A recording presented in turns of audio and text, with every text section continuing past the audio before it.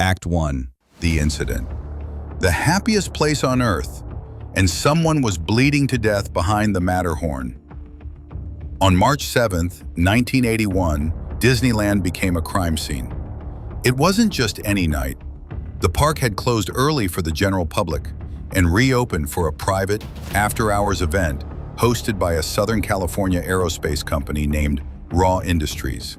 Over 10,000 guests were inside, mostly employees and their families, including teenagers and young adults, roaming freely with fewer restrictions and almost no supervision. Among them was 18-year-old Mel Yorba, a bright, well-liked teenager from Riverside County, California. For Mel, it was supposed to be just another fun night with friends, laughter, rides, and the electric thrill of Disneyland after dark.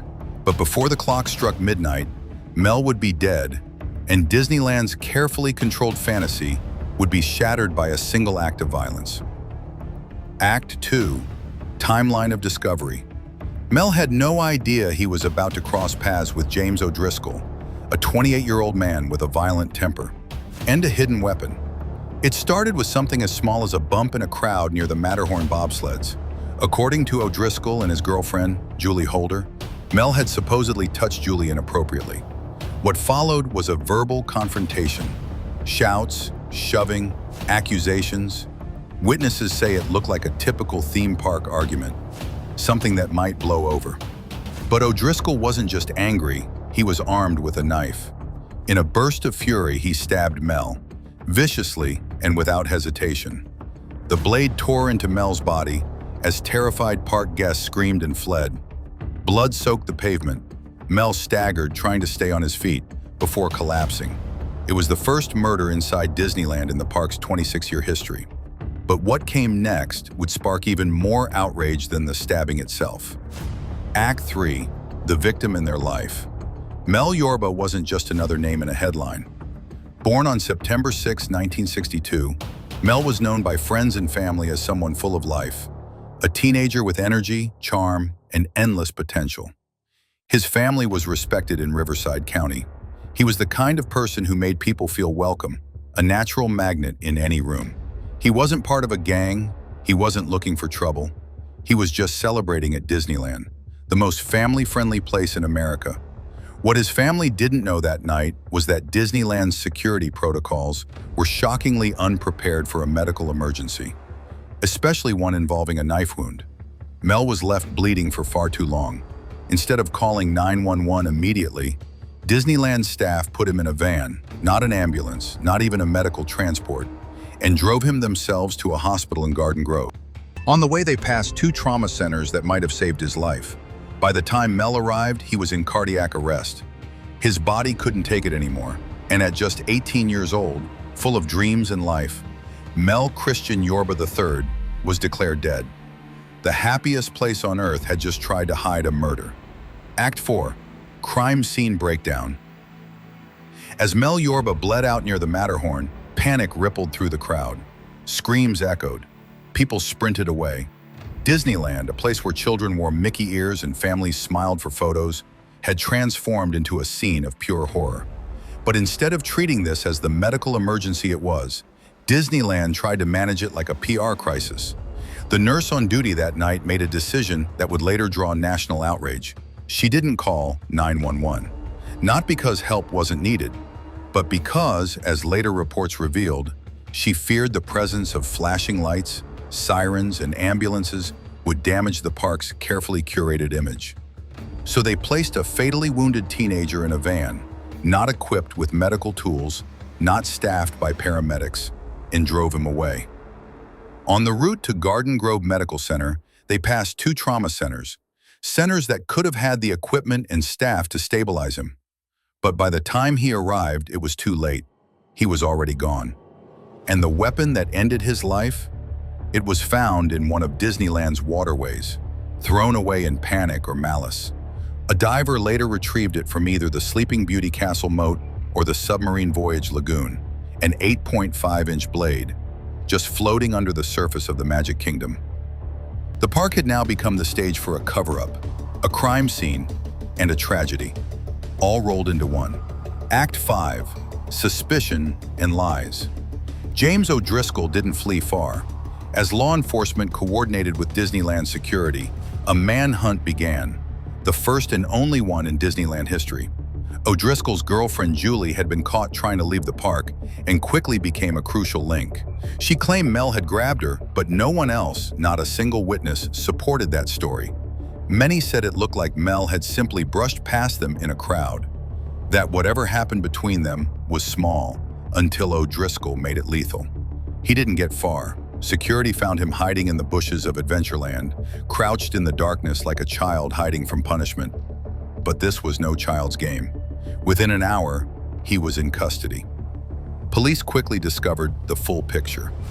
O'Driscoll had a history of aggression, and he'd come to Disneyland that night with a weapon in his pocket. Even if Mel had touched Julie, and there's no proof he ever did, that wasn't justification for murder. Still, O'Driscoll's legal team leaned heavily on that version of events, that Mel had provoked the stabbing, that it was self-defense, that the killing wasn't planned. But prosecutors saw through it, and so did the judge. Act 6, the turning point. In court, Superior Court Judge Everett Dickey wasn't swayed by excuses. He called James O'Driscoll a ticking time bomb, a man who came to a public place armed and angry and acted with lethal intent. He said Mel's death wasn't an accident or a misunderstanding. It was murder. "You were unnecessarily armed with a deadly weapon," he said in court, "and you killed a stranger." O'Driscoll was sentenced to 16 years in prison for second-degree murder. But for Mel's family, prison time wasn't enough. They wanted the world to know what had really happened. Not just about James, but about Disneyland's role in their son's death. So they filed a $60 million wrongful death lawsuit against the Walt Disney Company. What came out during the trial was explosive. Disneyland had a long-standing internal policy of avoiding emergency services to prevent bad press. Anaheim's fire department and emergency medical services had previously warned Disney about this policy. And in Mel's case, their worst fears came true. Though the Yorba family didn't win the full amount, they were awarded $600,000 in damages.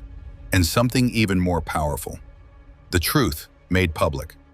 Act 7, Psychology and Motive. James O'Driscoll wasn't a teenager. He was a 28-year-old man who chose to carry a knife into Disneyland. That alone raised questions. Why come armed to a place built for joy? The answer lies not in Mel Yorba's actions, but in O'Driscoll's state of mind.